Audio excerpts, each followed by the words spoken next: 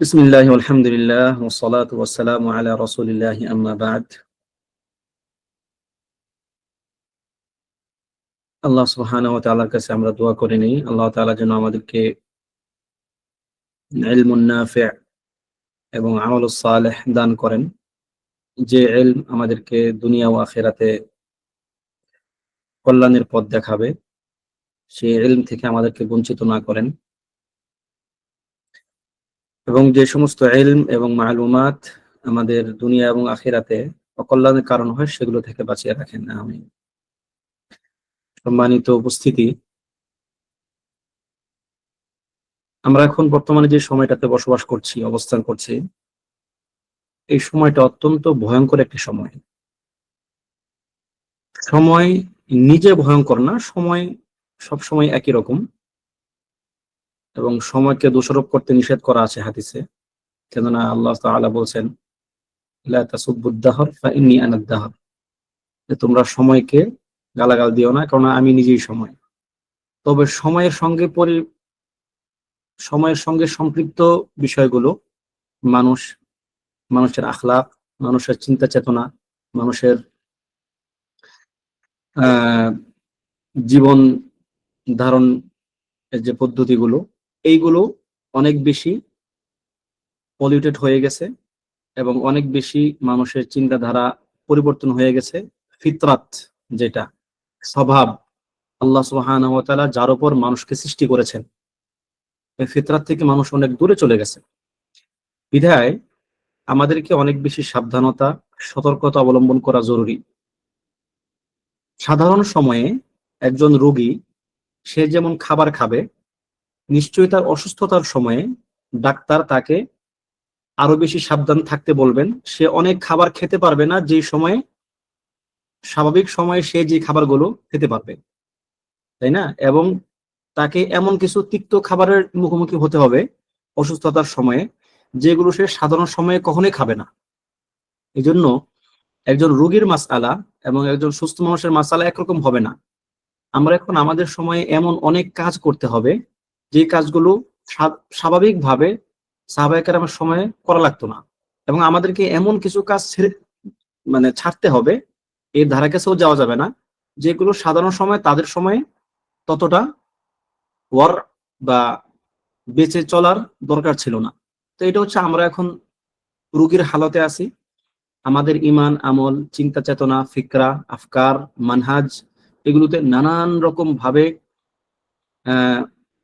Pollution ঢুকে গেছে, নানান রকম নষ্টের সম্মুখীন আমরা হয়েছি। এই জন্য আমাদেরকে এখন অনেক বেশি সতর্কতা এবং সাবধানতা অবলম্বন করা জরুরি। নিজে থেকে কোনো কিছু না করা, আলেম ওলামাগণের পরামর্শ ছাড়া, আলেম ওলামাগণের ছত্র ছায়া ছাড়া নিজে থেকে কোনো কিছু চিন্তা না করা, এটি খুব জরুরি। আপনার জীবনের এমন কোনো ব্যাপার নাই যেই ব্যাপারগুলোতে আলেম ওলামাগণের প্রয়োজন নাই, ইলমের প্রয়োজন নাই, এমন কোনো ব্যাপার আপনার জীবনে নাই। কেননা মুমিন জীবনের প্রত্যেকটা অংশ তার আখিরাতের জন্য পাথেয় সংগ্রহের সময়।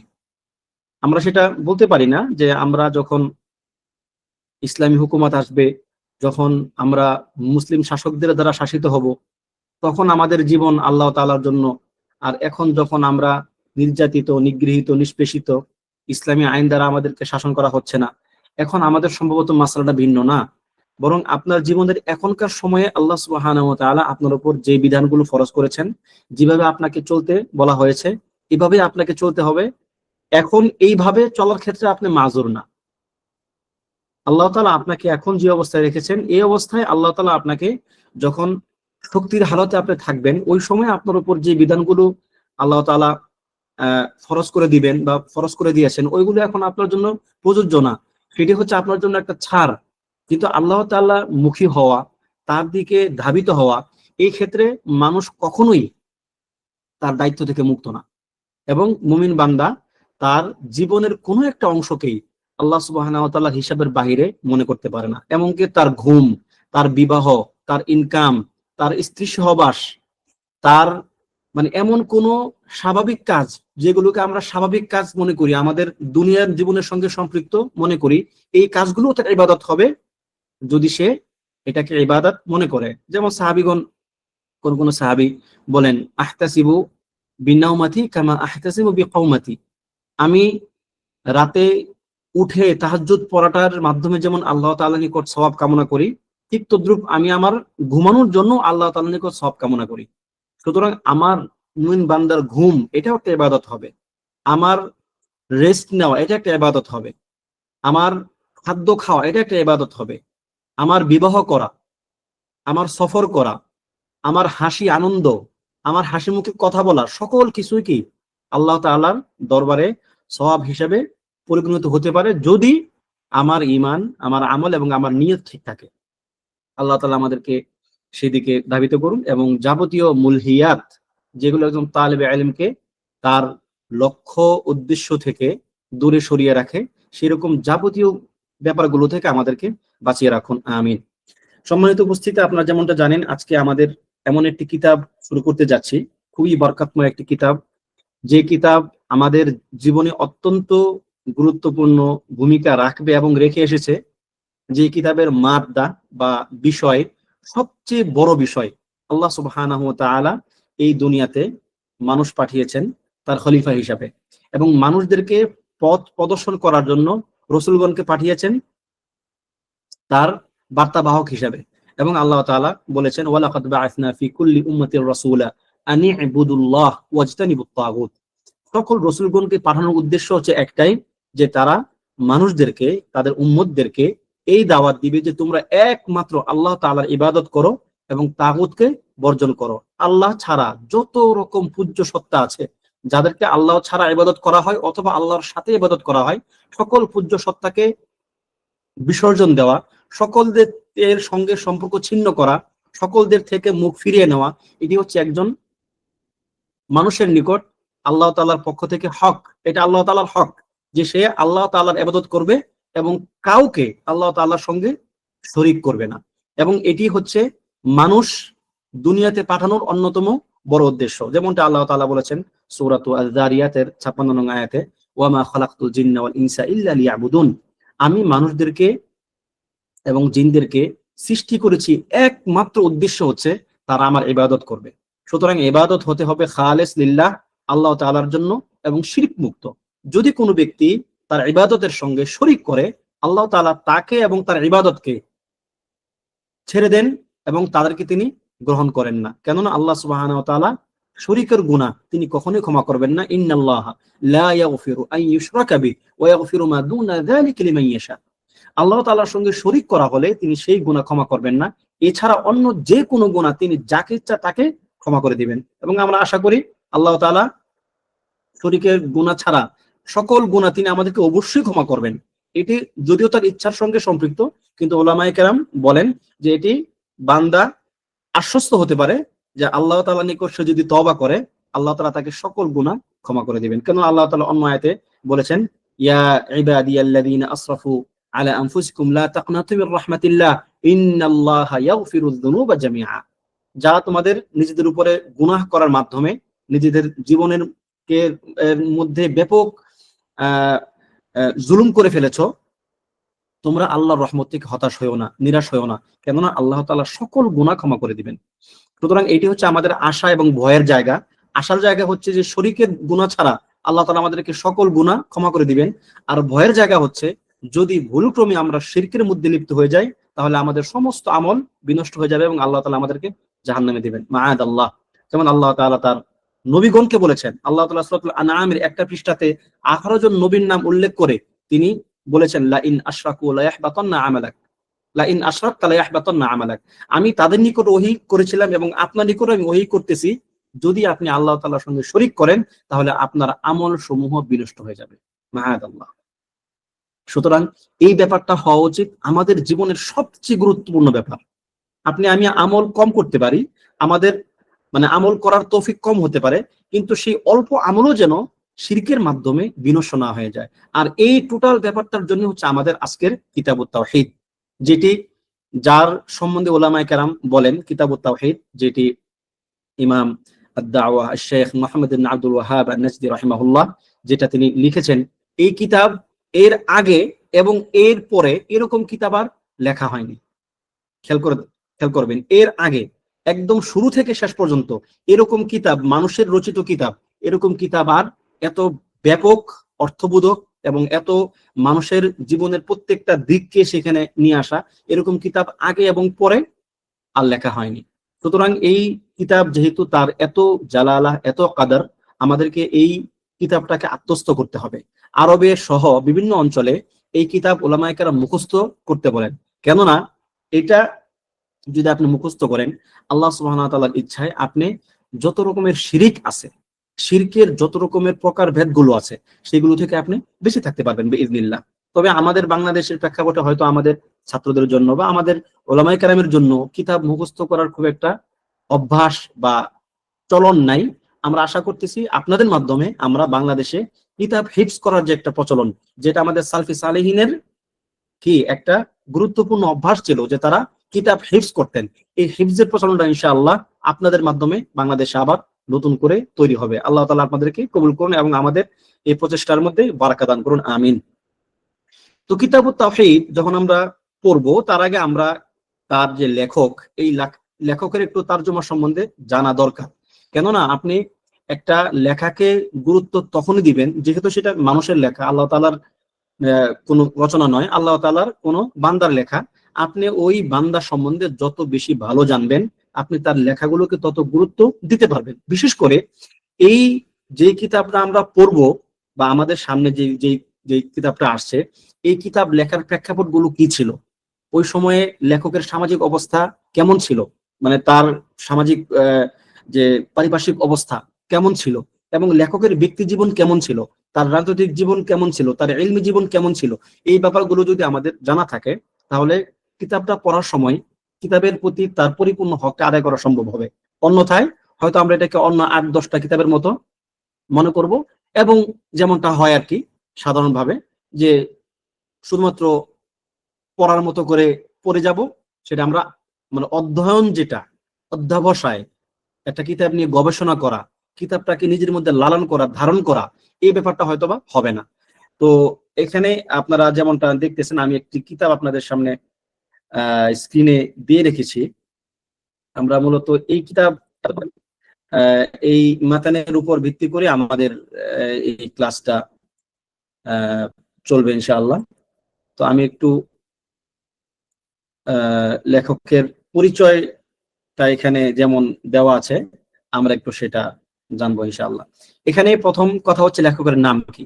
লেখকের নাম হচ্ছে মুহাম্মদ ইবনে আব্দুল ওয়াহাব, তবে তাকে আবু আলী বলা হয়ে থাকে। তার কুনিয়া হচ্ছে আবু আলী।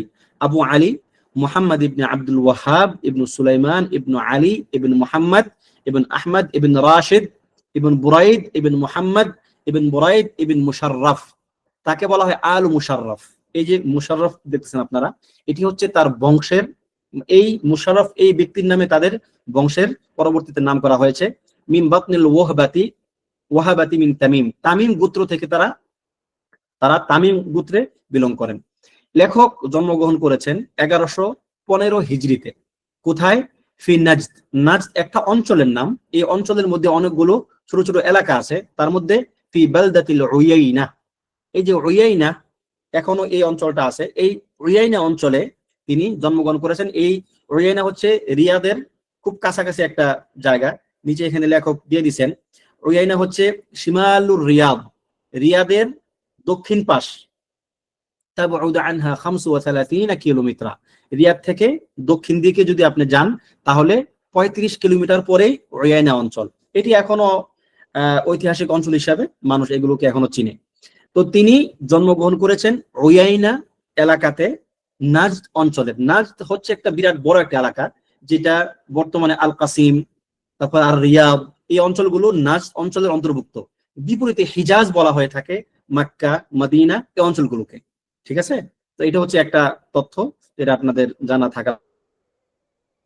এবং হিজাজের চিন্তাধারা, মানসিকতা, ইলম অর্জনের এগুলো কিছুটা ভিন্নতা আছে। এই জন্য হয়তো আমাদের পরবর্তী সময়ে অন্যান্য কিতাবেও বা অন্যান্য আলোচনাতেও নাজদ এবং হিজাজ এই কথাগুলো আসতে পারে, সেটা আপনারা একটু জেনে রাখবেন।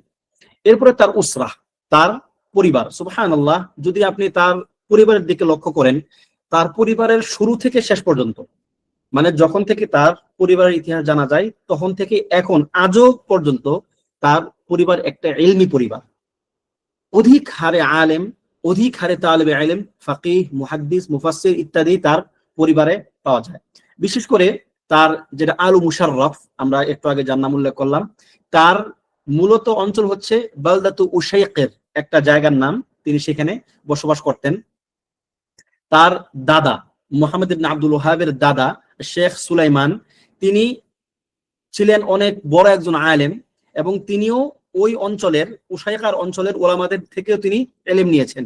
তার মানে তার দাদা সুলাইমান ছিলেন বড় একজন আলেম। এরপরে তার বাবা শেখ আব্দুল ওয়াহাব, উনিও অনেক বড় একজন আলেম ছিলেন। পরবর্তীতে তিনি কাজী হয়েছিলেন। কাজী বলতে আমাদের বর্তমান যে শাসন ব্যবস্থা, এই শাসন ব্যবস্থার অধীনে কাজী না, তখনকার সময়ে যে ইসলামী শাসন ব্যবস্থা ছিল বিভিন্ন অঞ্চলে গোত্রীয় ভাবে আর কি, ওই গোত্রীয় শাসন ব্যবস্থার তিনি একজন কাজী ছিলেন। এবং তিনি বিবাহ করেছেন মুহাম্মদ ইবনে আজ্জাজ আল মুশরিফি, এই ব্যক্তির কন্যাকে তিনি বিবাহ করেছেন, এবং তার থেকেই শেখ মুহাম্মদ, আমাদের লেখকের যিনি এই কিতাবের যিনি লেখক মুহাম্মদ ইবনে আব্দুল ওয়াহাব, তিনি এবং তার ভাই সুলাইমান জন্মগ্রহণ করেন। এরপরে আব্দুল ওয়াহাব মুহাম্মদ রাহিমাহুল্লাহ, তার বাবা উয়াইনা অঞ্চল থেকে তিনি শিফট করেন কোথায়? হুরাইমালা। এখনো এই হুরাইমালা অঞ্চলটা এখনো এই নামে আছে, বর্তমানেও সৌদিতে রিয়াদের কাছাকাছি জায়গা থেকে হুরাইমালা এই নামেই এখনো এই অঞ্চলগুলো অবস্থিত। এবং তিনি সেখানে জীবনের শেষ পর্যন্ত সেখানেই ছিলেন তার বাবা হুরাইমালাতে। যদিও মুহাম্মদ ইবনে আব্দুল ওয়াহাব যিনি এই কিতাবের লেখক, উনি হুরাইমালা থেকে বিভিন্ন জায়গায় তিনি শিফট করেছেন, হয়তো আমরা ইনশাআল্লাহ সেগুলো একটু পরে জানতে পারবো। তিনি সেখানে ছিলেন হুরাইমালাতে, তার বাবা। খেয়াল করেন, তার জন্ম উয়াইনা, তার বাবার সঙ্গে তিনি এখন আসলেন কোথায়? হুরাইমালাতে। এবার এই মুহাম্মদ বিন আব্দুল ওয়াহাব, তার দাদা, তার বাবা, এবার তিনি হুরাইমালা থেকে আবার তিনি উয়াইনা চলে গেলেন। অর্থাৎ তার বাবা যেখানে জন্মগ্রহণ করেছিল, তার বাবা তার জীবনের প্রথম সময়টা যেখানে কাটিয়েছিলেন, ওই জায়গায় তিনি আবার শিফট করলেন। এবং ওইখানকার যে শাসক ছিল আব্দুল্লাহ ইবনে মুআম্মার, না দুঃখিত, উসমান ইবনে মুআম্মার, এই উসমান ইবনে মুআম্মারের এক আত্মীয়কে তিনি বিবাহ করেছেন, তার নাম হচ্ছে আল জাওহারা বিনতে আব্দুল্লাহ ইবনে মুআম্মার। এটি হচ্ছে ওই যে ওইখানকার উয়াইনা অঞ্চলে যে আমির ছিল উসমান ইবনে মুআম্মার, তার ফুফু, আম্মা, তার ফুফু। আসলে ওই সময়টাতে বিবাহ সাধারণত হতো বিভিন্ন রাজনৈতিক কারণে, ঠিক আছে। উয়াইনা অঞ্চলে প্রথমত এই উসমান ইবনে মুআম্মার তিনি এই মুহাম্মদ ইবনে আব্দুল ওয়াহাবকে দাওয়াত দিয়েছিলেন যে আপনি আমার এখানে আসুন। তিনি যখন সেখানে গেলেন, তিনি তার সঙ্গে সম্পর্ক শক্ত করার জন্য তখন তারা বৈবাহিক সম্পর্কে আবদ্ধ হলেন। যেমন তার ফুফুকে তিনি তার নিকট বিবাহ দিয়েছেন। পরবর্তীতে তিনি আর তার অঞ্চলে, এই উসমান ইবনে মুআম্মারের অঞ্চলে উয়াইনাতে, তিনি আর মুহাম্মদ ইবনে আব্দুল ওয়াহাবকে থাকতে দিলেন না। বলেন যে আপনি এখান থেকে চলে যান, কারণ পরিস্থিতি বেশি ভালো না। কারণ মানে এখানে অনেকগুলো রাজনৈতিক পট পরিবর্তন আছে, সেখানে দাওয়াতের অনেকগুলো ব্যাপার আছে, ওইখানকার মানুষের আকীদা, বিশ্বাস, ধর্মীয় জ্ঞান ইত্যাদি অনেক কারণে বেশ কিছু সমস্যার সম্মুখীন হয়ে তখন উসমান ইবনে মুআম্মার তাকে বললেন যে আপনি এখান থেকে চলে যান। এরপরে ইতিহাস ইনশাআল্লাহ হয়তো আমাদের সামনে আসবে আর কি। তো এরপরে তিনি সেখানে অবস্থান করলেন কিছুদিন উয়াইনাতে। এরপর তিনি চলে গেলেন সুম্মা খারাজা ইলা দারইয়া। আদ-দারইয়া এখনো একটা ঐতিহাসিক জায়গা। আদ-দারইয়া, দারইয়া, হুরাইমালা, উয়াইনা এগুলো কাছাকাছি অঞ্চল, ঠিক আছে। দারইয়া তে যখন তিনি শিফট করলেন এই উয়াইনা থেকে, দারইয়াতে তিনি তার জীবনের বাকি সময়গুলো কাটলো। মানে এটা হচ্ছে তার জীবনের, ধরেন যে টোটাল জীবনের একটা সংক্ষিপ্ত চিত্র। এর মধ্যে তার এই স্থানগুলো থেকে, এক স্থান থেকে আপনার ভিন্ন স্থানে যাওয়ার অনেকগুলো লম্বা কাহিনী আছে, আমরা হয়তো কিছুটা আলোকপাত করবো ইনশাল্লাহ একটু পরের দিকে। তো শাইখ রাহিমাহুল্লাহ, ওনার 6 জন ছেলে, নাম আলী, আব্দুল্লাহ, হাসান, হুসাইন, ইব্রাহিম, আব্দুল আজিজ। তার মধ্যে হাসান এবং হুসাইন এবং আব্দুল্লাহ এই 3 জন হচ্ছেন সবচেয়ে প্রসিদ্ধ, এবং মানে উলামা হিসেবে তো সবাই প্রসিদ্ধ, তার সকল সন্তানরাই আলেম, কিন্তু এই 3 জন বিশেষভাবে প্রসিদ্ধ কারণ তারা তার কিতাবগুলোকে, শাইখ মুহাম্মদ বিন আব্দুল ওয়াহাব নাজির রাহিমাহুল্লাহ, উনার কিতাবগুলোর প্রচার প্রসার, শুরুহাত, ব্যাখ্যা রচনা ইত্যাদিতে ওনারা ব্যাপক কাজ করেছেন। এবং তার কন্যাও ছিল কয়েকজন, তাদের নাম এখানে উল্লেখ করা হয়নি। তবে এই যে এই 6 সন্তানের মধ্যে আলী, আব্দুল্লাহ, হাসান এবং হোসেন তাদের থেকেই মূলত তার পরবর্তী বংশলতিকা বা তার সন্তানদের যে ধারা সেটা এখনো আছে। এখনো পর্যন্ত সৌদিতে একটা পরিবার আছে যাকে বলা হয় আলুস শেখ, এক নামে সবাই চেনে আলুস শেখ, মানে শেখ পরিবার। শেখ পরিবার বলতে হচ্ছে শেখ মোহাম্মদ বিন আব্দুল ওয়াহাব নাজদি রাহিমাহুল্লাহের পরিবার। বিপরীতে একটা আছে আলু সউদ, যেটা শাসক পরিবার, বর্তমানে যারা শাসক শ্রেণী আছেন তারা হচ্ছে আলু সউদ। আরেকটা হচ্ছে কি আলু শেখ, যদিও তাদের পারিবারিক সম্পর্ক অনেক আগে থেকে, সেই দারাইয়া থেকে, যখন সৌদির প্রথম রাষ্ট্র যখন গঠিত হয় তখন থেকে তাদের দুই পরিবারের পারিবারিক সম্পর্ক, যদি এর মধ্যে অনেক উত্থান পতন আছে, এর মধ্যে খারাপ ভালো আছে, তবে ওই সময়টাতে দারাইয়াতে যখন মোহাম্মদ ইবনে সউদ রাহিমাহুল্লাহ যখন এই সৌদি রাষ্ট্রের যে প্রথম অংশ বা প্রথম অধ্যায়, ওই সময়ে তাদের মধ্যে বেশ দিনই মানসিকতা ছিল, দিন প্রচার প্রসার করা, রাষ্ট্রীয়ভাবে মানুষের মধ্যে দিন কায়েম করা, মানুষদেরকে দিন মানতে সাহায্য করা, মানে এই ব্যাপারগুলোতে তারা বেশ অগ্রগণ্য ছিলেন ওই সময়টাতে। তো এই যে শাইখ রাহিমাহুল্লাহের বংশধারা মূলত এই 4 সন্তান থেকেই এখনো পর্যন্ত বিদ্যমান। ইব্রাহিম এবং আব্দুল আজিজ তাদের কোনো সন্তান সন্ততি নাই, তাদের ব্যাপারে আর তেমন কিছু জানা যায় না। এবার আসুন শাইখ রাহিমাহুল্লাহ মুহাম্মদ বিন আব্দুল ওয়াহাব নাজদি রাহিমাহুল্লাহ উনার বেড়ে ওঠা কেমন ছিল। যেমনটা আমরা আপনাদেরকে একটু আগে বললাম যে তার পরিবারে যেহেতু তার দাদা, তার বাবা, তার চাচাগণ, তার চাচার সন্তানেরা, তার বাবার ভাইয়েরা ইত্যাদি সবাই একটা ইলমি অঙ্গনে ছিল, প্রত্যেকেই প্রায় কাজী ছিল, ফাকিহ ছিল, মুহাদ্দিস ছিল, মুফাসসির ছিল। এর জন্য তিনি সবসময় একটা দ্বীনি এবং ইলমি পরিবেশে বেড়ে উঠেছেন। এই যে এখানে বেশ কয়েকজনের নাম উল্লেখ করা হয়েছে, আমাদের এগুলো এখন হয়তো বিস্তারিত আলোচনা করার প্রয়োজন হবে না। মোট কথা হচ্ছে তার সবাই হচ্ছে তার উপরের দিকে দাদা পরদাদা থেকে, মানে সবাই মোটামুটি ইলমি একটা পরিবেশে থাকার কারণে উনি ছোটখাটো থেকেই ইলমি একটা ভাবধারা পেয়েছেন। এরপরে তার বাবার কথা এখানে আসলো যে তিনি একজন ফাকিহ এবং আলিম কবির, মুফতি উয়াইনা অঞ্চলে তিনি মুফতি ছিলেন এবং পরবর্তীতে হোরাইমালাতে গিয়েছেন, সেটা আমরা একটু আগেই জেনেছি। এরপরে তার ভাই, তার চাচাতো ভাই, তার দাদার ভাইরা ইত্যাদি অনেকগুলো বেশ কিছু কথা এখানে আসছে। তার মধ্যে একজনের কথা এখানে একটু উল্লেখ করি, যেমন ইবনু আম্মাতিহি, তার ফুফুর ছেলে, মানে ফুফাতো ভাই শেখ আব্দুল্লাহ ইবনে মুহাম্মদ ইবনে ফাইরুজ, একজন আলেম, একজন শেখ। আবু মুহাম্মদ আল কাফিফ, তিনি ছিলেন অন্ধ। আল আহসাই, তিনি আহসা অঞ্চলের মিন কিবারি উলামা ইল আহসা। এই আহসা অঞ্চল এখনো পর্যন্ত হানাফি, সৌদিতে কিন্তু হানাফি মাযহাবও আছে, তবে সেটা নির্দিষ্ট একটা অঞ্চলে, আহসা অঞ্চলে এখনো তাদের একটা বিরাট বড় মার্কাজ আছে, যেটাকে বলা হয় কুব্বাতুল হানাফিয়া, কুব্বা আল হানাফিয়া। হানাফিদের একদম শুরুর দিকের তাদের যত সিলসিলা সব এখানে আছে, কুব্বা হানাফিয়া। তবে তাদের আকীদা সালিম, নিরাপদ। তারা ফিকহে হানাফি কিন্তু তারা আকীদা সালাফি। তো এখানে আল আহসা একটা অঞ্চল সৌদির, মানে মূল কেন্দ্র থেকে, রিয়াদ থেকে অনেক দূর, ঠিক আছে, বেশ দূরের একটা অঞ্চল, প্রত্যন্ত অঞ্চল বলতে পারেন আর কি, ঠিক আছে। এই আল আহসা অঞ্চলে এখনো পর্যন্ত হানাফিদের বা হানাফি উলামায়ে কেরামের হানাফি মানহাজের, দুঃখিত মাযহাবের মারজা এখনো ওইটা, ঠিক আছে। আচ্ছা, এরপরে হচ্ছে ক্বালা ইবনু বাসসাম রাহিমাহুল্লাহ। ইবনু বাসসাম রাহিমাহুল্লাহ হচ্ছেন একজন ঐতিহাসিক এবং অনেক বড় একজন আলেম। তিনি বলতেছেন হুয়া মিন বাইতি ইলমিন কাবীরিন ক্বাদ তাওয়ারাসুহু আবান আন জাদ্দি। ইবনে আব্দুল ওয়াহাব অর্থাৎ মুহাম্মদ ইবনে আব্দুল ওয়াহাব রাহিমাহুল্লাহ, উনি অনেক বড় একটি ইলমি পরিবারের সন্তান। এটা যে তিনি শুধুমাত্র নিজে হয়েছেন তা না, বরং তার বাবা দাদাদের থেকে ঐতিহাসিকভাবেই বা বংশানুক্রমিক ধারায় তারা এটি পেয়ে আসছেন। এরপরে লেখক বলতে এখানকার মুহাক্কিক শেখ আব্দুল মুহসিন আল কাসিম, যিনি এখন মদিনার হারামের খতিব, তিনি বলতেছেন ওয়ালা আ'রিফু ফিত তারিখি উসরাতান বাকিয়াল ইলমু ফি আবাইহিম ওয়া আবনাইহিম খামসাতু কুরুনিন মুতাতাবিআতিন সুওয়াহা। যে ইতিহাসের মধ্যে আমি এমন জানি না যে পাঁচ পুরুষ তাদের বাবা দাদা থেকে শুরু করে সন্তানাদি পর্যন্ত, 5 পুরুষ পর্যন্ত তারা ইলমি ভাবে মানে এতটা বড় একটা অবস্থান নিয়ে আছেন, এরকম নাই। পাওয়া যায় না। দেখবেন অনেক বড় বড় আলেম আছেন, অনেক বড় বড় মুহাদ্দিস, ফাকিহ, ইমাম, কিন্তু তার সন্তান কিংবা তার বাবা 2 পুরুষ সর্বোচ্চ, 3 পুরুষ তো খুব কম যায় যে তার ওই ইলমি ধারাটা রক্ষা করেন। সুবহানাল্লাহ। এই মুহাম্মদ বিন আব্দুল ওয়াহাব রাহিমাহুল্লাহ, ওনার বাবা দাদাদের থেকে শুরু করে এখনো পর্যন্ত 5-7 পুরুষ হয়ে গেছে, এখনো তারা ইলমি ভাবে ওই সময় যেমন ছিলেন এখনো তেমনই আছেন।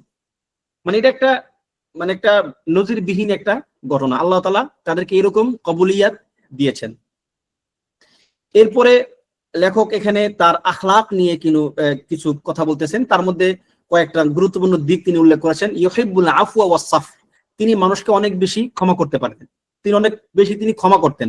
যদি আপনারা তার ইতিহাসগুলো পড়েন, আমি আশা করবো যে আপনারা একটা কিতাব আছে উনওয়ানুল মাজদ, উনওয়ানুল মাজদ, সম্ভবত কিতাবের নাম এইটাই, ঠিক আছে। এই কিতাবের মধ্যে মুহাম্মদ বিন আব্দুল ওয়াহাবের একদম ইতিহাসগুলো অনেক আগে লেখা হয়েছে এগুলো, ঠিক আছে, তার সময়ের খুব কাছাকাছি সময়ে লেখা হয়েছে। এগুলো যদি আপনারা পড়েন, তার জীবনের যে সামাহ, তিনি যে মানুষকে অনেক বেশি ক্ষমা করতেন, এটি তার জীবন থেকে পাবেন আপনারা। এখানে বেশ বিস্তারিত আলোচনায় না। দ্বিতীয় হচ্ছে ইয়াহুসুল আখারিন আলাল হিলমি ওয়াল আফwi ওয়াস সাফহ, তিনি শুধু নিজে ধৈর্য ধারণ করতেন, দাওয়াতের ক্ষেত্রে তিনি সবরওয়ালা ছিলেন না, ব্যাপারটা এমন না, বরং তিনি এই ব্যাপারটা চাইতেন অন্যরাও করুক, ঠিক আছে। তার দাওয়াতের মধ্যে এটি ছিল অন্যতম একটি গুরুত্বপূর্ণ দিক। কারণ একজন দায়ী যদি সে ধৈর্যশীল না হয়, যদি সে ক্ষমা করতে না শিখে, যদি সে মানুষকে ছাড় না দেয়, তাহলে সে কখনোই একজন সফল দায়ী হবে না। অসম্ভব একজন দায়ীর জন্য যে সে ক্ষমাশীল না কিন্তু সে একজন ভালো দায়ী, অসম্ভব।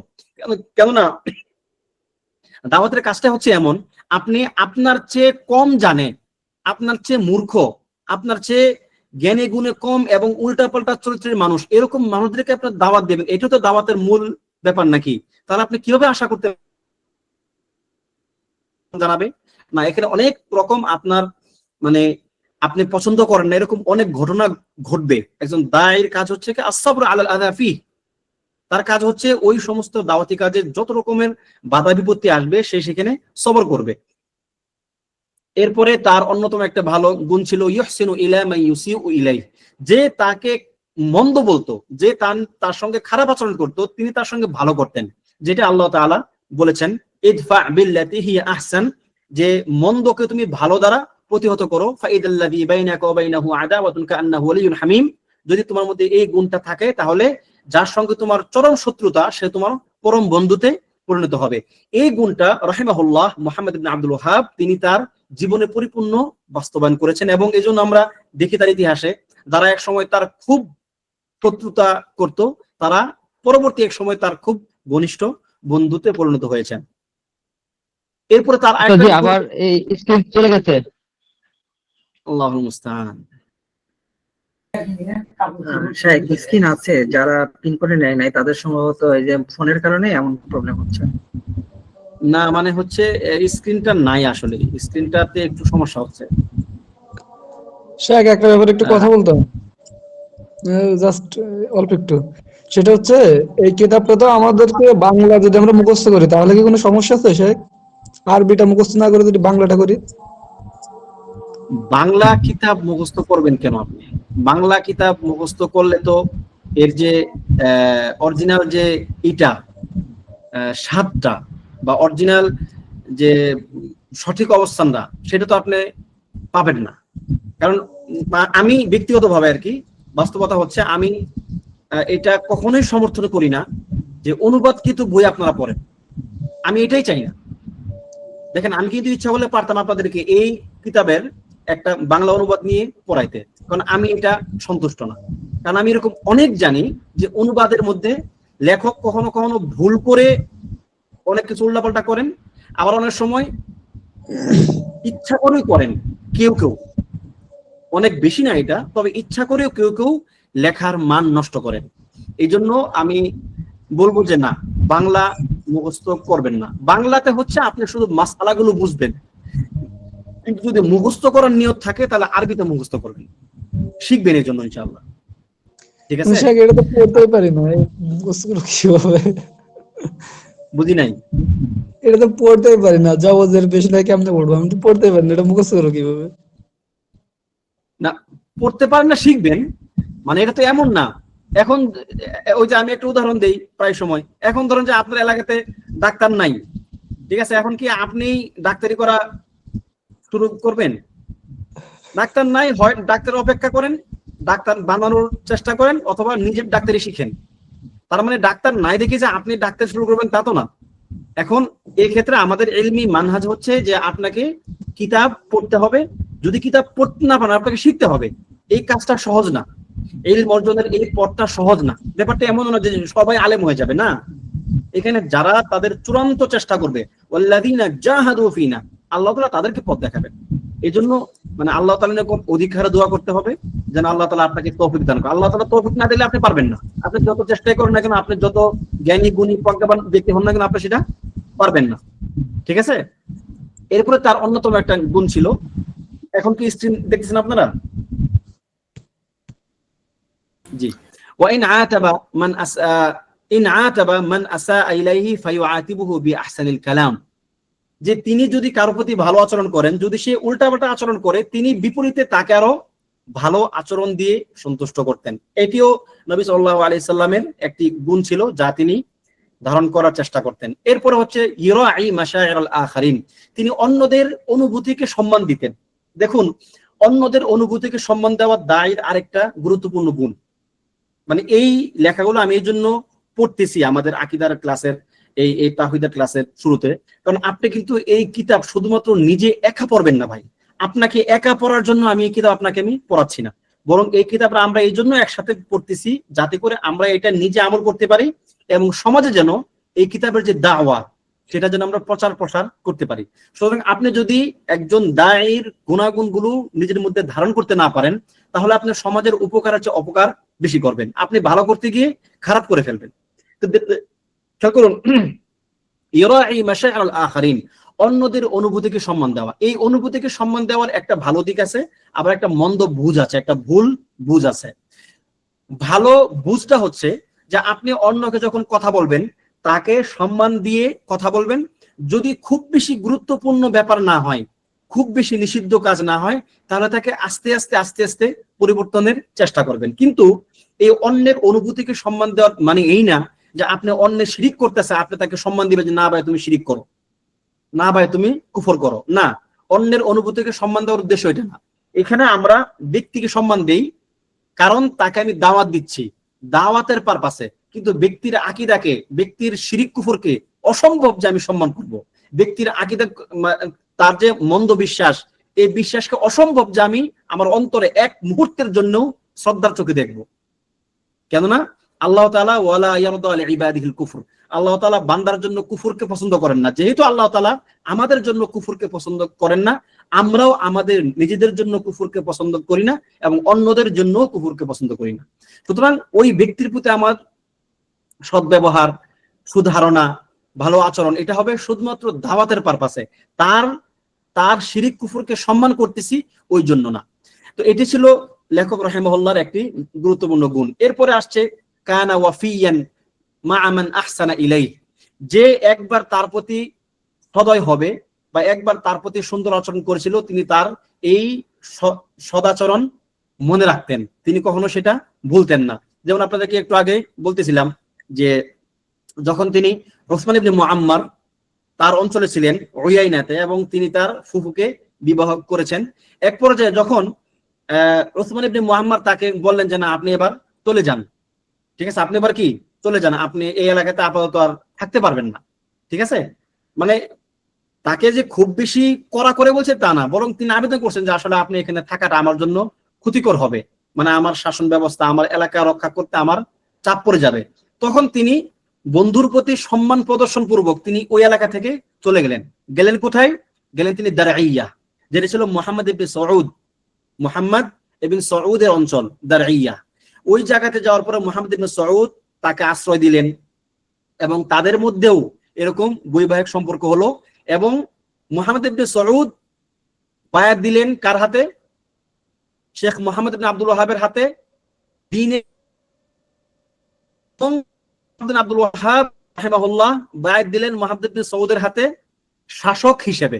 তার মানে দুইজনকে পরস্পরের সহযোগিতার ভিত্তিতে তারা একটি তাওহীদি রাষ্ট্র কায়েম করার জন্য এবং তাওহীদ মানুষের সমাজে প্রতিষ্ঠা করার জন্য তারা একতাবদ্ধ হলেন।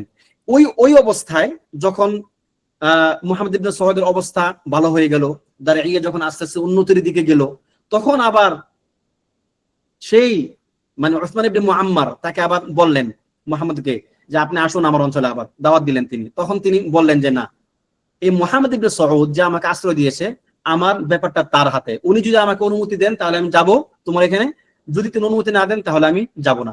দেখুন এখানে তিনি যে ব্যক্তি তাকে এক সময় গ্রহণ করলো না, তিনি তাকেও অসন্তুষ্ট করলেন না, আবার যিনি তাকে আশ্রয় দিল তার বিপদের মুহূর্তে তিনি তারও সম্মান রক্ষা করলেন এবং তার প্রতি তিনি ওয়াফি ছিলেন, তার প্রতি তিনি দায়বদ্ধ ছিলেন। তো এটি ছিল তার জীবনের একটি গুরুত্বপূর্ণ ঘটনা, যেখানে বোঝা যায় যে তিনি একজন ওয়াফি বান্দা ছিলেন। এরপর হচ্ছে কানা শাদীদুত তাওয়াবু, তিনি অত্যন্ত বিনয়ী, নম্র এবং ভদ্র একজন মানুষ ছিলেন। তিনি হুট করে কারোর উপর রেগে যেতেন না, তিনি কি হুট করে কারোর উপর রেগে যেতেন না। দেখুন তার এই গুণটাকে মানুষ খুব নিকৃষ্ট ভাবে বিভিন্ন অঞ্চলে, যারা তার দাওয়ার শত্রু, যারা তার দাওয়াতকে পছন্দ করে না, যারা তার এই যে দাওয়াতটা যে এত বিস্তৃত হয়ে গেল, যারা এটাকে চায় না, তারা তার চরিত্রের মধ্যে অনেকগুলো কালিমার মধ্যে একটা কালিমা তিনি এটা দেন যে তিনি অত্যন্ত উগ্র এবং বদমেজাজ ছিলেন, অথচ তিনি এরকম ছিলেন না। একজন দায়ী যার দাওয়াতের প্রভাব এত সুবহানাল্লাহ, আল্লাহ তাআলা কবুলিয়াত দিয়েছেন, তিনি কখনোই বদমেজাজি উগ্র হতে পারেন না। কেননা আল্লাহ তাআলা বলেছেন তার নবীকে যে ফাবিমা রাহমাতিন মিনাল্লাহি লিনতা লাহুম ওয়ালাউ কুনতা ফাযযান গালিযাল কলবি লানফাদ্দু মিন হাওলিক, যে আল্লাহ তাআলার বিশেষ রহমত হচ্ছে এটা যে আপনি মানুষের প্রতি দয়াশীল হয়েছেন। যদি আপনি কঠিন হৃদয়ের অধিকারী হতেন, যদি আপনি রূঢ়ভাষী হতেন, তাহলে তারা আপনার থেকে দূরে সরে যেত। সুতরাং যদি কোনো ব্যক্তি রূঢ়ভাষী হয়, কঠিন হৃদয়ের অধিকারী হয়, তার আশপাশে মানুষ ভিড়বে না এবং তার দাওয়াত সফল হবে না। তো যেহেতু ওনার দাওয়াত সফল হয়েছে, আমরা মানে এটা বিশ্বাস করে নেব যে তার উসলুব অত্যন্ত ভালো এবং তাওয়াদু ছিল তার মধ্যে। এরপরে তার সালামতু সাদরিহি, তার অন্তর ছিল খুব পাক সাফ বলতে তিনি অন্যের প্রতি অভিযোগের দৃষ্টিতে কখনোই তাকাতেন না। এটা ছিল তার একটা গুরুত্বপূর্ণ চারিত্রিক বৈশিষ্ট্য। এখানে অনেকগুলো কথা উল্লেখ করা হয়েছে, আমরা এগুলো আলোচনা না করি সময়ের সংক্ষিপ্ততার কারণে। তারপরে কি সিফাতুহু, তার গুণাগুণ কেমন ছিল, তিনি তার গুণাগুণ, যদিও আগের কথাগুলো তো মানে অনেকগুলো আসছে, তবু একটু কিছু এক্সট্রা এখানে উল্লেখ করা হয়েছে।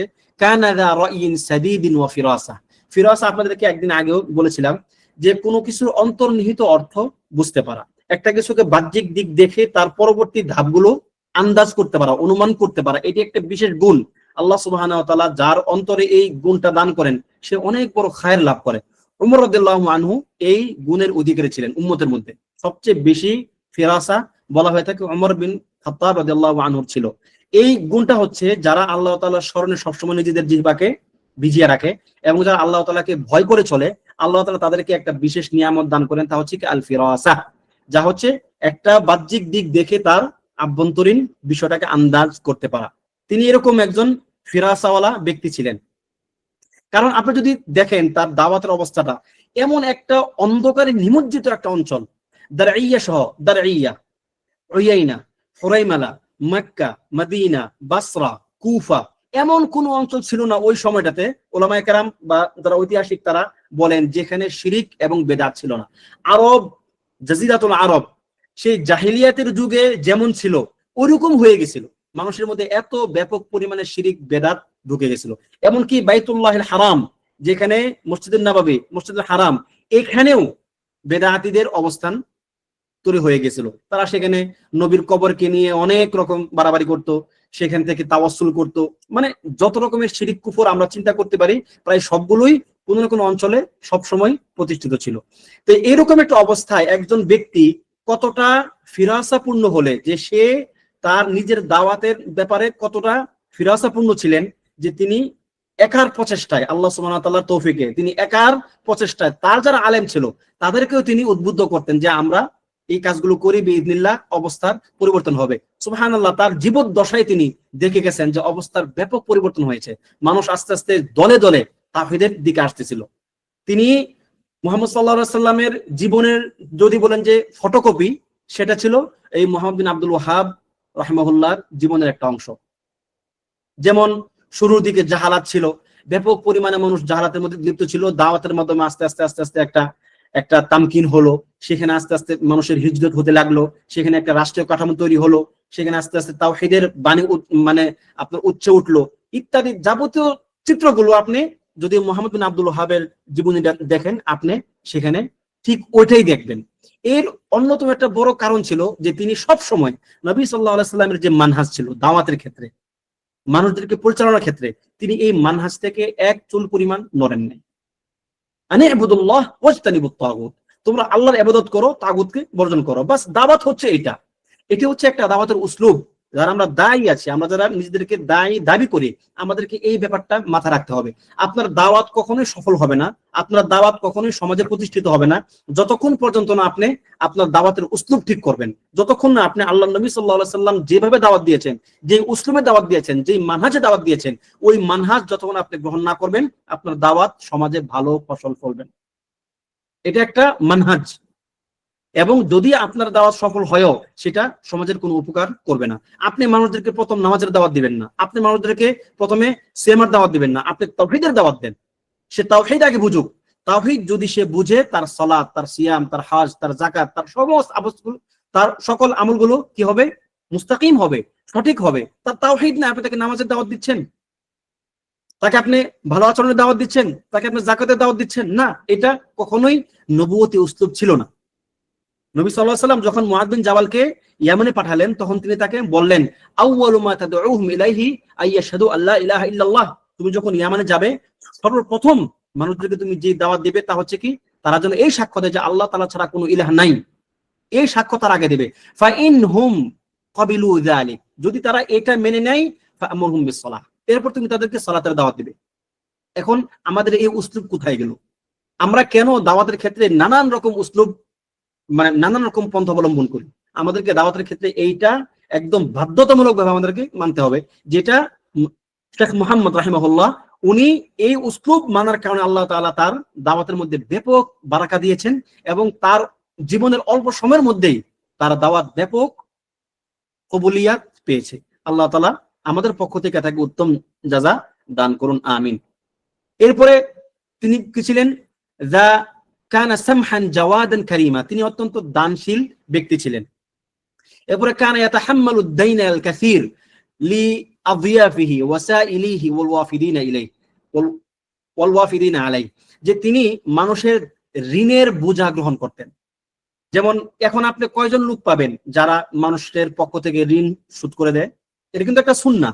নবী সাল্লাল্লাহু আলাইহি সাল্লাম তার উম্মতের অনেকের জন্য তিনি ঋণ শোধ করতেন। তার সাহাবীদের মধ্য থেকে যদি কেউ ঋণগ্রস্ত থাকতো এবং তার নিকট তিনি সাহায্য চাইতেন, নবী সাল্লাল্লাহু আলাইহি সাল্লাম তার ঋণ শোধ করে দিতেন। এই মুহাম্মদ বিন আব্দুল ওয়াহাব উনিও ঋণ শোধ করতেন। এবং এখনো, মানে আমি একটা ঘটনা আপনাদেরকে বলি, শেখ ইবনে বাজ রাহিমাহুল্লাহ যখন তিনি মারা যাওয়ার পরে দেখা গেল সম্ভবত কয়েক মিলিয়ন রিয়াল তার ঋণ, কয়েক মিলিয়ন রিয়াল তার ঋণ। এখন এই ঋণ কোথেকে আসলো? এটা সম্ভবত শেখ ইবনে বাজ অথবা শেখ ইবনে উসাইমিন, মানে দুজনে একজন হবে আর কি, তবে দুজনের যে কোনো একজন অবশ্যই। তিনি যখন মারা গেলেন, তখন তার হিসাবে দেখা গেল যে কয়েক মিলিয়ন রিয়াল ঋণ। রিয়াল কয়েক মিলিয়ন টাকা না, রিয়াল মানে বাংলাদেশি টাকায় কোটি কোটি টাকা ঋণ। এই ঋণ কোথেকে হলো? কারণ যখনই কেউ তার নিকট আসতো, তিনি তাকে একটা কাগজ ধরায় দিতেন যে অমুক ব্যাংকে যাও, গিয়ে আমার পক্ষ থেকে সালাম দাও। ব্যাংকওয়ালারাও তাকে ওই টাকাটা দিয়ে দিত। ব্যাংকওয়ালারা বলতো যেহেতু শায়েখ বলছে, তারা তাকে ফিরিয়ে দিত না। মানে ঋণ কিন্তু হচ্ছে এদিকে আস্তে আস্তে, কিন্তু ওরাও শায়েখের সম্মানে কি ওই ব্যাংকওয়ালারাও ফিরিয়ে দিত না। যে যাইতো কাগজ নিয়ে তাকে তারা টাকা দিয়ে দিত। এভাবে তার কয়েক মিলিয়ন রিয়াল ঋণ হয়ে গেছে। এখন তার ঋণ তো শোধ করা লাগবে, আগে ঋণ তো তার অনেক, ঠিক আছে? তখন সুবহানাল্লাহ, আল্লাহ তাআলা তাকে ওইটাও সহজ করে দিয়েছেন। মরার সাথে সাথে, কবর দেওয়ার আগেই অনেক খায়েরওয়ালা মানুষ চলে আসছে, যারা তার পরিপূর্ণ ঋণটা শোধ করে দিচ্ছে। শোধ করে দিয়ে তাকে তারা দফন করছে। এই জন্য ঋণ শোধ করা, অন্যের পক্ষ থেকে ঋণ শোধ করা, এটা একটা বিরাট বড় আমল, যেটা আমাদের সালফে সালেহিন থেকে, আমাদের নবী সাল্লাল্লাহু আলাইহি সাল্লাম থেকে শুরু করে আমাদের সালাফগণ পর্যন্ত সবাই এই আমলগুলো করে গেছেন। আল্লাহ তাআলা আমাদেরকেও এই আমল করার তৌফিক দান করুন, আমিন। এরপরে শাইখ শাইখ, এটা কি যে কোনো মানুষের ক্ষেত্রে আমি করতে পারবো? যে কোনো মানুষের ক্ষেত্রে? না, অবশ্যই ঋণ কার ঋণ শোধ করবেন? যে ঋণ হালাল পন্থায় হয়েছে ওই ব্যক্তির ঋণ শোধ করবেন। একজন মদখোর, আপনি তার ঋণ শোধ করে দিবেন সেজন্য আর মদ খায় না, এটা না। একজন মুসলিম ব্যক্তি যে হালাল কারণে ঋণ করেছিল এবং সে একজন মুতাদায়্যিন ব্যক্তি, দিনদার ব্যক্তি, তার ঋণ শোধ করবেন, তাহলে এই ব্যক্তি উপকৃত হবে। গুনাহগারের ঋণ সহজে শোধ করতে যাবেন না যদি না আপনি নিশ্চিত হন যে এই ব্যক্তি গুনাহ ত্যাগ করবে। ঠিক আছে? এরপরে তিনি বাইতুল মালের দায়িত্বে ছিলেন, যেমনটা আপনারা জানেন। দারাইয়া যখন মোহাম্মদ বিন সাউদ যখন শাসক, তখন বাইতুল মালের দায়িত্ব ছিল টোটালটাই কার? মুহাম্মদ বিন আব্দুল ওয়াহাবের রাহিমাহুল্লাহ। তিনি এরপরও বাইতুল মালের দায়িত্বে থাকা সত্ত্বেও তিনি তার জীবনযাপন করতেন খুব সাধারণভাবে। তার মানে হচ্ছে তারা দুর্নীতিবাজ ছিলেন না, আমাদের দেশের মতো বা বর্তমান বিশ্বের অনেক দেশের শাসকদের মতো দুর্নীতিবাজ ছিলেন না, যে কোষাগারের দায়িত্ব পেলেই নিজের আগে পকেটটা বড়। এটা আমাদের সালফে সালেহিনের রীতি এমনটা ছিল না, বরং তারা এই দায়িত্বগুলো নিতে চাইতেন না, কেননা এই দায়িত্বের একটা বোঝা আছে, বিপরীতে তার তো জীবন পরিবর্তন হবে না। এই জন্য এইটি আমাদেরকে মাথায় রাখতে হবে আর কি। এরপরে হচ্ছে তার যাকা, তার স্মরণ শক্তি, তার মেধা। তিনি অত্যন্ত মেধাবী ছিলেন। তিনি 10 বছর বয়স পৌঁছার আগেই কোরআন হিফজ করেছেন। সুবহানাল্লাহ, এরকম কয়জন লোক পাবেন ইতিহাসে? অনেক কম। 10 বছর হওয়ার আগেই তার কোরআন হিফজ, এবং তিনি অনেক হাদিস মুখস্থ করতে, তার অনেক হাদিস মুখস্থ ছিল, এবং দ্রুত কথাবার্তার ক্ষেত্রে তার দলিল দেওয়ার যে একটা চর্চা, এটা খুব বেশি ছিল। আপনি যদি তার কিতাবগুলো দেখেন, তার সমস্ত কিতাবগুলোর মধ্যে তার কথা কম, দলিল বেশি। এমনকি কিতাবুত তাওহীদ যে আমরা এখন পড়বো ইনশাআল্লাহ, দেখবেন কি পরিমাণ দলিল, কি পরিমাণ আয়াত এবং কি পরিমাণ হাদিস তিনি উল্লেখ করেছেন। তার কথা কম, একটা শিরোনাম দলিল এবং একাধিক দলিল। তার সমস্ত কিতাবগুলি এরকম। তার মানে হচ্ছে কি তিনি মানে একজন হাফেজ ছিলেন কোরআন এবং হাদিসের। ঠিক আছে? এরপরে তার বয়স অল্প থাকার সময় তার যে মেধা সেটার প্রকাশ পেয়েছিল, এবং তার বাবা, তার দাদা, তার পরিবারের সবাই খুব আশ্চর্য হতেন যে এই অল্প বয়সে এই ছেলে এত মেধাবী। সুবহানাল্লাহ। এবং কোন কোন ক্ষেত্রে দেখেন, এখানে একটা কথা উল্লেখ করা হয়েছে যে তিনি আশ-শারহুল কাবীর, বিরাট বড় কিতাব, আল মুগনি অনেক বড় কিতাব, আল ইনসাফ অনেক দামি কিতাব, এই কিতাবগুলো যেহেতু তিনি পড়েছেন, এবার তিনি এগুলির মধ্যে আল মুনতাহা এবং আল ইকনা, আল ইকনা অনেক বড় এবং কঠিনটা কিতাব। আপনাদেরকে সম্ভবত গত ফিকহের ক্লাসে আমি বলেছিলাম, আল ইকনা হচ্ছে হাম্বলি মাযহাবের ফিকহের কিতাবগুলোর মধ্যে যেটা সবচেয়ে কঠিন তার মধ্যে একটা। এই হাম্বলি মাযহাবের এই কিতাব এবং মুগনির মধ্যে কি কি পার্থক্য আছে, তিনি এগুলো নিয়ে কি করতেন, তার বাবার সঙ্গে, তার দাদার সঙ্গে, তার চাচাদের সঙ্গে তিনি কি করতেন, মুনাজারা করতেন, যে এখানে এটা মানে এই মুগনির সঙ্গে কেন ইকনার এটা মিলতেছে না। মানে এই যে একটা মুকারানা, তুলনা করতে পারা, এটা একজন ব্যক্তির তখন তার বয়স হয়ে ছিল কত, মানে 12 থেকে কিছু উপরে। তো এটা সহজ না, এটা আল্লাহ তাআলা তাকে বারাআত দিয়েছেন একদম ছোটকাল থেকেই যারা তাকে দেখতো মনে করতো যে না এই ছেলে একটা কিছু করবে বড় হয়ে, এরকম একটা তাদের একটা ধারণা হতো। এরপরে এখানে আরো বেশ কিছু তার যাকা উল্লেখ করা হয়েছে, এবং তিনি অত্যন্ত ইবাদত গুজার ব্যক্তি ছিলেন। রাতে তিনি বেশ লম্বা সময় জেগে থাকতেন, মানে রাতের সালাত পড়তেন, অনেক বেশি কোরআন তেলাওয়াত করতেন, এবং দিনের সময়টাতে তিনি অনেক বেশি লেখালেখি করতেন। তার অনেক লেখনী আছে, চিঠি আছে, বিভিন্ন অঞ্চলে তার অনেক চিঠি আছে, লেখনী। এরপরে তিনি অত্যন্ত জিকির গুজার ছিলেন। তিনি জিকির দ্বারা সবসময় তার জিহ্বাকে ভিজিয়ে রাখতেন। এজন্য লোকজন যখন তার জন্য অপেক্ষা করত, তিনি যখন তাদের কাছে আসতেন, দূর থেকেই তারা বুঝতে পারতেন যে তিনি এবার আসতেছেন। কেননা দূর থেকে তার জিকিরের আওয়াজ শোনা যেত। এটা আমি এখানকার অনেক শায়েখ মাশায়েখদের কাছে আলহামদুলিল্লাহ দেখেছি, আমাদের যারা শায়েখরা আছেন, আমরা অনেক দূর থেকে বুঝতে পারি যে শায়েখ এখন আসতেছে। আমরা যখন অপেক্ষা করি মসজিদের মধ্যে বা ওনাদের পড়ার নির্দিষ্ট জায়গাতে, তোর অপেক্ষা করার সময় বুঝতে পারে যে হ্যাঁ শায়েখ এখন আসতেছে। কেন? দূর থেকে লা হাওলা ওয়ালা কুওয়াতা ইল্লা বিল্লাহ, সুবহানাল্লাহ, আলহামদুলিল্লাহ, লা ইলাহা ইল্লাল্লাহ করতেছে। কিন্তু দেখেন এটা কিন্তু একটা সুন্নাহ। আপনি জোরে জোরে রাস্তাঘাটে জিকির করবেন কেন? লোকদের দেখানোর জন্য না, বরং লোকেরা যেন আপনাকে দেখে যেন তাদের জিকিরের কথা স্মরণ হয়। মানুষ গাফেল, মানুষ ভুলে যায়, শয়তান তার পিছনে লেগেই থাকে। এজন্য আপনার একটা জিকিরের শব্দ যদি অন্যকে জিকির করতে মনে করিয়ে দেয়, সাহায্য করে, এটা আপনার জন্য একটা সাদাকা। এটাকে আপনার জন্য একটা সাদাকা। যারা আল্লাহ তাআলার সওয়াবের প্রতি অত্যন্ত বেশি আগ্রহী, তারা এই ব্যাপারগুলোতে মনোযোগ দেন। আল্লাহ তাআলা আমাদেরকেও এর তৌফিক দান করুন। এবার আসুন রিহলাতুহু ফি তালাবিল ইলম। তার যে রিহলা, ইলম অর্জনের জন্য তিনি কোথায় কোথায় সফর করেছেন। তিনি উয়াইনা, যেখানে তিনি জন্মগ্রহণ করেছেন, তিনি প্রথমে সেখানে ইলম অর্জন করেছেন। তার বাবার নিকট তিনি ইলম অর্জন করেছেন, কারণ তার বাবা একজন ফাকিহ ছিলেন, তিনি তার থেকে ফিকহ হাম্বলি শিখেছেন। এরপরে যখন তিনি তার বয়স 12 বছর, তিনি হজ্জের সফর করেছেন। উয়াইনা থেকে মক্কা 1200 কিলোমিটার পথ। এখন বর্তমানে 1200 কিলোমিটার পথ সোজা রাস্তায়। তাও ওই সময় যখন পাহাড়ি পথ ছিল, গাড়ি ঘোড়া ছিল না, উট ঘোড়া এগুলো দিয়ে যারা সফর করতেন, তাদের জন্য তো পাহাড়ি পথ ছিল এরকম আঁকা বাঁকা, হাজার হাজার কিলোমিটার ছিল তখন রাস্তা। এই 12 বছর বয়সে তিনি হজের সফরে আসেন, সুবহানাল্লাহ। এরপরে তিনি মদিনায় যান। মদিনায় গিয়ে তিনি সেখানে অবস্থান করেন 2 মাস। ওইখানকার ওলামাদের কাছ থেকে তিনি হাদিস নেন, হাদিসের ইলম নেন।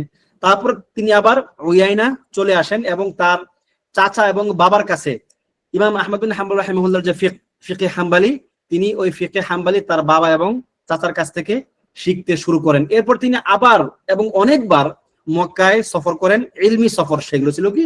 ইলমি সফর। ওই সময়টাতে ওলামায়ে কেরাম অনেক, মানে আমাদের সালাফগণ মক্কায় তারা সফর করতেন ইলমি সফর। এই জন্য আমরা এখন আপনাদেরকে আমরা বলি, অনেকে আমাদের অনেক ভাইয়েরা আছেন, অনেক শুভাকাঙ্ক্ষীরা আছেন, পরিচিত অনেকে আছেন, উমরা করতে আসেন।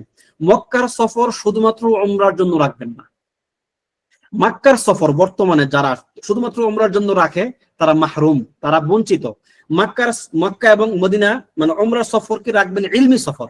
সম্ভব হলে মক্কা মদিনা থেকে বের হয়ে একটু আল কাসিম অঞ্চলে আসবেন, উয়াইনা আসবেন, যে অঞ্চলে আমরা এখন আছি, ঠিক আছে, মানে নাজদ অঞ্চলে আসবেন, একটু সফর করবেন, ইলমি সফর। যেন আপনার এই সফরটা শুধুমাত্র উমরা সফর না হয়, যেন সেটা ইলমি সফর হয়। তো আগের যুগের উলামায়ে কেরাম, আমাদের সালাফগণ, তারা হজে যেতেন হজ এবং ইলম দুটাকে একসাথে অর্জন করার জন্য, ঠিক আছে। এরপরে হচ্ছে যে তিনি মদিনার উলামায়ে কেরামের কাছ থেকে বেশ লম্বা একটা সময় তিনি বিভিন্ন হাদিসের জ্ঞান নিয়েছেন, অন্যান্য অনেক ইলম তিনি নিয়েছেন। এরপরে তার বেশ কিছু উস্তাদের নাম এখানে উল্লেখ করা হয়েছে যারা মদিনায় ছিলেন, যেমন মুহাদ্দিস আব্দুল্লাহ ইবনে ইব্রাহিম ইবনে সাইফ আন-নাজদি। এরপরে ছিলেন মুহাদ্দিস ইসমাইল ইবনে মুহাম্মদ আল আজলুনি।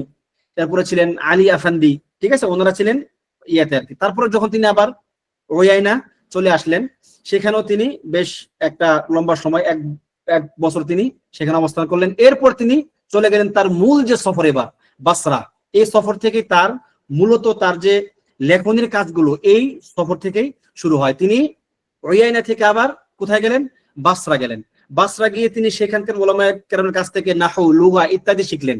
বাসরা সবসময় লুগার জন্য অনেক বিখ্যাত ছিল আর কি। যেমন আপনারা জানেন নাহর সূচনা, যদি ইখতিলাফ আছে, নাহর সূচনা কে করছিল? আবুল আসওয়াদ আদ-দুআইলি আল-বাসরি রাহিমাহুল্লাহ, যিনি বসরা অঞ্চলের ছিলেন, সে আলী রাদিয়াল্লাহু আনহুর যুগে, ঠিক আছে। তো বাসরা, কুফা এই অঞ্চলগুলো ভাষার জন্য তারা সবসময় প্রসিদ্ধ ছিল। এই জন্য ভাষার জন্য দুইটা মানহাজ আছে, কুফাবাসীর ভাষা, বাসরাবাসীর ভাষা। কেননা তারা ভাষার ক্ষেত্রে কি করত? তারা বিশেষ গুরুত্ব দিত। বাসরা তিনি সেখানে অবস্থান করলেন, সেখানে ইলম অর্জন করলেন এবং তিনি সেখানে অনেকগুলো কিতাব, মানে লেখালেখি তার ওখান থেকে শুরু। যেমন কিতাবুত তাওহীদ, অনেকে ইখতিলাফ করেন যে কিতাবুত তাওহীদ কোথায় লেখা হয়েছে। কেউ কেউ বলেন যে কিতাবুত তাওহীদ লেখা হয়েছে বাসরায়, আবার কেউ কেউ বলেন কিতাবুত তাওহীদ লেখা হয়েছে তার পরবর্তীতে তিনি যেখানে আসেন হুরাইমালা, ঠিক আছে, ওই অঞ্চলে আর কি, দারিয়া হুরাইমালা এই অঞ্চলে। কিন্তু তার যে নাতি আব্দুর রহমান ইবনে হাসান রাহিমাহুল্লাহ, যিনি ফাতহুল মাজিদ, এই কিতাবটা আমরা আপনাদেরকে সাজেস্ট করব, এই কিতাব ফাতহুল মাজিদ, এই কিতাবটা আপনারা যদি সম্ভব হয় পড়বেন। সমস্ত তাওহীদের, এই কিতাবুত তাওহীদের যত ব্যাখ্যা বিশ্লেষণ সব দেখবেন যে ওই কিতাবুত তাওহীদ, এই যে এই ফাতহুল মাজিদ অথবা তাইসিরুল হামিদ, তাইসিরুল হামিদ নামে একটা কিতাব আছে, সেটাও মোহাম্মদ আব্দুল ওয়াহাবের এক নাতি লিখেছেন, আর এটাও তার এক নাতি লিখেছেন। ঠিক আছে, ওনাদের থেকে মূলত পরবর্তীতে কিতাবুত তাওহীদের যত শুরুহাত ব্যাখ্যা বিশ্লেষণ সেগুলো তারা সেখান থেকে করেন। তো উনি বলতেছেন যে না, উনি মূলত বাসরায় লেখেন নাই, লেখছেন এসে কোথায়? খোরাইমালাতে। ঠিক আছে, তবে কেউ কেউ বলেন যে না, এটা তিনি তার যে লেখনির যে কাঁচামাল, মানে সূচনা বা প্রস্তুতি, সেটা তিনি ওইখানে জমা করেছেন, পরবর্তীতে তিনি খোরাইমালা গিয়ে তিনি সেটাকে লিখেছেন। এরপরে হচ্ছে তিনি রাহিলা ইলাল আহসা, যেটা আমরা আপনাদেরকে একটু আগে বললাম, আহসা তিনি সফর করেছেন, সেখানেও তিনি ইলম অর্জন করেছেন। এরপরে বাসরা থেকে আচ্ছা হ্যাঁ, এখানে দেখুন এই যে এটা আব্দুল্লাহ বিন হাসান, তার নাতি একজন। এই আব্দুল্লাহ বিন হাসান রাহিমাহুল্লাহ সরাসরি তার দাদার কাছ থেকে কিতাবুত তাওহীদ পড়েছে, পড়ার পরে তিনি ব্যাখ্যা করেছে। সুতরাং এটা অনেক গুরুত্বপূর্ণ হবে, আপনারা সুযোগ পাইলে সেগুলো দেখবেন ইনশাআল্লাহ। তিনি বলতেছেন আলাত হিম্মাতুহু ইলা তালাবিত তাফসীর ওয়াল হাদিস, তিনি তাফসীর এবং হাদিসের ক্ষেত্রে তার ইলম অর্জনের হিম্মত অনেক বেড়ে গেল। ফাসাফারা ইলাল বাসরা গায়রা মাররা, তিনি একাধিকবার বাসরায় সফর করেছেন, মানে অনেক দূর, বাসরা মানে এখান থেকে অনেক দূর, হাজার হাজার আপনার কিলোমিটার পথ, এবং তিনি কয়েকবার সেখানে সফর করেছেন, এবং সেখানকার উলামায়ে কেরাম যারা ছিলেন তাদের থেকে তিনি ইলম নিয়েছেন। এরপরে বাসরা থেকে বের হয়ে তিনি হজ্জে গেলেন। হজ থেকে এসে তিনি যখন তিনি হজ শেষ করলেন তখন তিনি দোয়া করলেন ঠিক আল্লাহ তাআলার কাছে। দেখেন এটা খুব গুরুত্বপূর্ণ, তিনি দোয়া করলেন আইয়ুযহিরা হাদা দ্বীন বিদাওয়াতিহি ওয়া আইয়ারযুকাহুল কাবুলা মিনান নাস, তিনি দোয়া করলেন যে আল্লাহ আপনি আমার দাওয়াতের মাধ্যমে দ্বীনকে এই অঞ্চলে প্রতিষ্ঠিত করেন, বিজয়ী করেন। মানুষ, কারণ তার অন্তরে দরদ কাজ করতো, মানুষ কেন শিরক করবে, মানুষ কেন বিদআতের মধ্যে মানে নিমজ্জিত থাকবে, যাদের পূর্বপুরুষরা ছিল সাহাবী মুসলিম, তারা কেন কাফেরের মতো আচরণ করবে। তিনি এরকম দোয়া করতেন, এবং যেন মানুষের নিকট তার কবুলিয়াত আসে। আমরা এই দোয়ার রেজাল্ট পরবর্তীতে দেখেছি রাহিমাহুল্লাহ। এরপর তিনি সেখান থেকে সফর করেন। তিনি নিজের হাতে সহিহুল বুখারী পুরোটা নিজের হাতে লিখেছেন, সহজ না এটা। এরপরে জাদুল মাআদ নিজের হাতে লিখেছেন 4 খণ্ড, জাদুল মাআদ নিজের হাতে তিনি লিখেছেন। এবং আলফিয়াত ইবনে মালিক, নাহর ক্ষেত্রে ইবনে মালিকের যে আলফিয়া 1000 পংক্তির কবিতা, আলফিয়াত ইবনে মালিক মাশহুর, এটা তিনি মুখস্থ করেছেন। সুবহানাল্লাহ। এজন্য কিতাব মানে ধরেন আকীদার ক্ষেত্রে একটা আলফিয়া মুখস্থ করবেন, ফিকহের ক্ষেত্রে একটা আলফিয়া মুখস্থ করবেন, নাহর ক্ষেত্রে একটা আলফিয়া মুখস্থ করবেন। যদি পারেন তাহলে আপনি ইনশাআল্লাহ একজন মুতামাক্কিন তালিবে ইলম, আল্লাহুল মুস্তাআন। এরপরে তিনি নাজদ অঞ্চলে আবার গেলেন, খোরাইমালা অঞ্চলে, সেখানে কয়েক বছর অবস্থান করলেন। যেহেতু তার বাবা থাকতেন ইয়াতে খোরাইমালাতে, সেখানকার কাজী ছিলেন, তিনি তার থেকে বেশ কিছু ইলম নেওয়ার পরে তিনি আবার মানে বিশেষ করে খেয়াল করবেন যে মুহাম্মদ বিন আব্দুল ওয়াহাব রাহিমাহুল্লাহর কিতাবগুলোতে ইবনে তাইমিয়াহ এবং তার ছাত্র ইবনে কাইয়িম, এই দুইজনের কিতাবের অনেক বড় প্রভাব তার জীবনে, কারণ তিনি তাদের কিতাবগুলো অত্যন্ত গুরুত্বের সাথে পড়তেন। তাদের কিতাবগুলো অধ্যয়ন করা, লেখা, সেগুলো নিয়ে গবেষণা করা, এগুলো তিনি অনেক বেশি করতেন, বিধায় তার জীবনে তাদের লেখনের অনেক বেশি প্রভাব দেখা যায়। বলা হয়ে থাকে যে বা এটা তার যে ইলমি সফরের মোট পরিমাণ, যেটা ঐতিহাসিকরা হিসাব করেছেন 20,000 কিলোমিটারের বেশি, 20,000 কিলোমিটার বা তার বেশি। আল্লাহু আকবার রাহিমাহুল্লাহ। এরপরে তার মাশায়েখ কারা ছিলেন? প্রথম তার শায়েখ হচ্ছেন তার বাবা এবং তার চাচা ইব্রাহিম ইবনে সুলাইমান, এবং মুহাদ্দিস আব্দুল্লাহ ইবনে ইব্রাহিম অনেক বড় মুহাদ্দিস ছিলেন ওই সময়ের জন্য। এরপরে বেশ কিছু তার মাশায়েখগুলোর নাম উল্লেখ করা হয়েছে। এবার আসুন তার ইজাজাত মানে তার সনদগুলো কি কি, তিনি কার কাছ থেকে ইজাজাত পেয়েছেন। হাদিস বর্ণনা করার বা কিতাব পড়ানোর ইজাজত তিনি কার কাছ থেকে পেয়েছেন। যেমন মদিনাতে যখন তিনি ছিলেন, ওই জায়গার যে শেখ আব্দুল্লাহ ইবনে ইব্রাহিম ইবনে সাইফ আন-নাজদি থুম্মা আল-মাদানী রাহিমাহুল্লাহ, তার কাছ থেকে তিনি আল হাদিসুল মুসালসালুল বিল আউয়ালিয়া, যে একটা হাদিস একদম আমর বিন আস, আব্দুল্লাহ ইবনে আমর ইবনে আস রাদিয়াল্লাহু আনহু পর্যন্ত সরাসরি মুত্তাসাল সনদে তিনি এই হাদিসটা এর সনদ লাভ করেছেন, যে আর রাহিমুনা ইয়ারহামুহুমুর রহমান ইরহামু মান ফিল আরদি ইয়ারহামকুম মান ফিস সামা। এরপরে মুসালসাল হানাবিলার সনদ তিনি পেয়েছেন এরকমই আর কি, একদম সরাসরি ইমাম মালিক পর্যন্ত, মালিক থেকে সরাসরি দুঃখিত সাহাবী আনাস বিন মালিক রাদিয়াল্লাহু আনহু পর্যন্ত, এবং তিনি নবী সাল্লাল্লাহু আলাইহি সাল্লাম পর্যন্ত। ইজাজা নিয়ে কিছু কথা ইনশাআল্লাহ এই অধ্যায়ের পরে বলবো, একটু অপেক্ষা করেন। এরপরে আরো অনেক শায়েখদের থেকে তিনি ইজাজা নিয়েছেন। শেখ আব্দুল লতিফ বিন আব্দুর রহমান ইবনে হাসান, এই যে ফাতহুল মাজিদের যিনি লেখক, তার ছেলে আব্দুল লতিফ, ইনি বলেছেন ওয়াসানাদুহুল মুত্তাসিলু বিআইম্মাতিল মাযহাব ইলাল ইমাম আহমদ মারুফুন মুকাররারুন ইনদাহুম, যে তার সনদ, এই মুহাম্মদ বিন আব্দুল ওয়াহাবের সনদ একদম ইমাম আহমদ বিন হাম্বল রাহিমাহুল্লাহ পর্যন্ত মুত্তাসিল সনদে, কোনো গ্যাপ নাই মাঝখানে, মুত্তাসিল সনদে তিনি ফিক নিয়েছেন। এখন এই ইজাজা আসলে ব্যাপারটা কি? ইজাজা হচ্ছে একটা সনদের নাম, ঠিক আছে? ইজাজা একটা আমানা, ইজাজা একটা আমানা। মুজিজ যিনি ইজাজা দিবেন, ইনি খুব বেছে শুনে তালেবে ইলমকে ইজাজা দিবেন। যে কাউকে ইজাজা দিয়ে দিবেন না, কেননা ইজাজার বিপরীতে একটা মানুষ কি নানান রকম এর অসৎ ব্যবহার করতে পারে, বা অ্যাটলিস্ট যেটা কম যেটা হতে পারে, সে তার আমানত রক্ষা করবে না। যদি ইনশাআল্লাহ আপনারা কিতাবুত তাওহীদ যদি ভালো মতো পড়েন, যারা পড়বেন ভালো মতো পড়বেন এবং শেষ করবেন এবং আরবিতে পড়তে পারবেন, বিইذনিল্লাহ ওরকম ছাত্রদেরকে ইনশাআল্লাহ আমরা ইজাজা দেব বিইذনিল্লাহ। যদিও এটা আগে থেকে বললাম এই জন্য যাতে আপনাদের একটু আগ্রহ থাকে আর কি, কারণ আলহামদুলিল্লাহ আমার ইজাজা আছে একদম সরাসরি শেখ মুহাম্মদ বিন আব্দুল ওয়াহাব রাহিমাহুল্লাহ পর্যন্ত আমার ইজাজা যে মানে মুত্তাসিল সনদ আলহামদুলিল্লাহ আছে। তবে এটা শর্ত হচ্ছে কি, যে এটাকে আপনারা যারা পড়বেন এবং যারা একে মানে হেফাজতের ওয়াদা দাওয়াতি কাজ করার চিন্তা করবেন ইনশাআল্লাহ, সেটা আমরা দেব। পাশাপাশি জাদুল মুস্তাকনি যারা মনোযোগ সহকারে পড়বেন ইনশাআল্লাহ ওইটারও ইজাজা থাকবে বিইذনিল্লাহ। আল্লাহ তাআলার তৌফিকে আমরা এগুলো ইজাজা নিয়েছি মুত্তাসিল সনদে। আচ্ছা,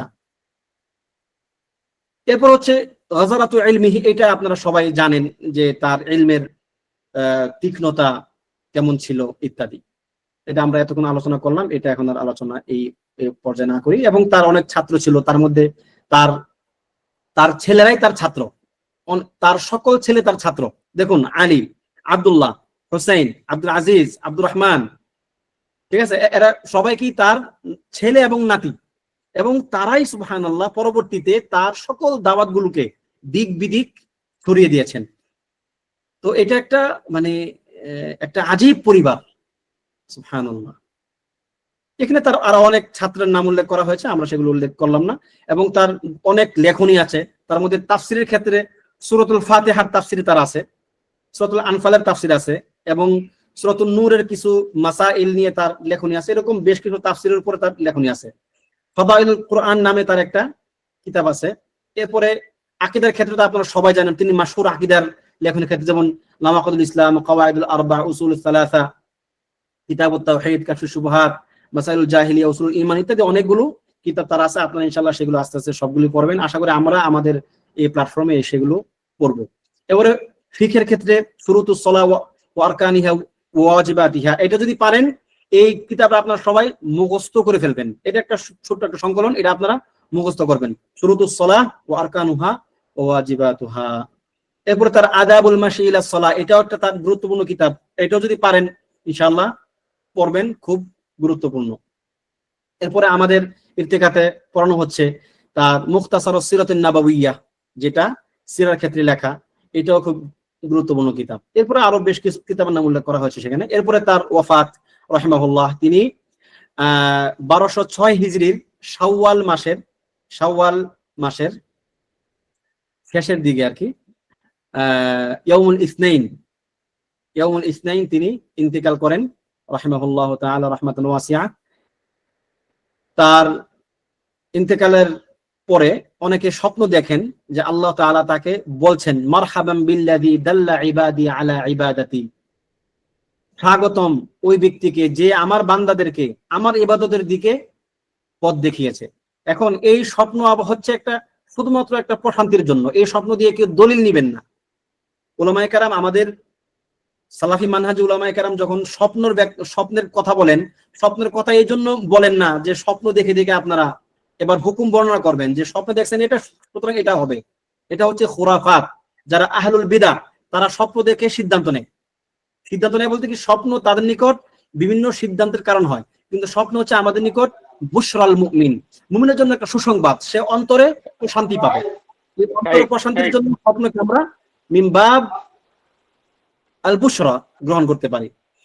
এবং আপনি এই কথাটা আবার কিছু রিপ্লাই করবেন ইনশাআল্লাহ। বলবো ইনশাআল্লাহ বলবো, আমাদের ক্লাস এর শেষের দিকে পাই, এরপরে বলবো আর কি। এবং মানুষ তার ইলম দ্বারা অনেক বেশি উপকৃত হয়েছে। তিনি 100-র